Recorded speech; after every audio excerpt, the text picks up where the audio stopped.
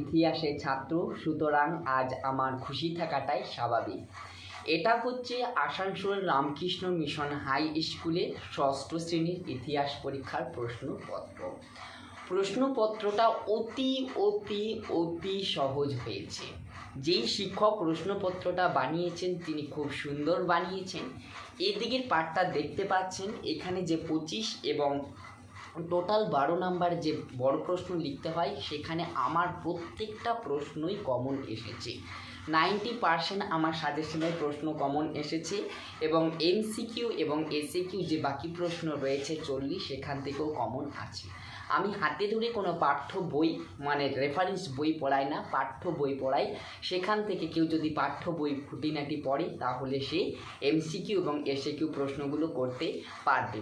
সুতরাং প্রশ্নপত্র অনেক সহজে হয়েছে আর আমি খুব খুশি এই ইতিহাস প্রশ্নপত্র পেয়ে।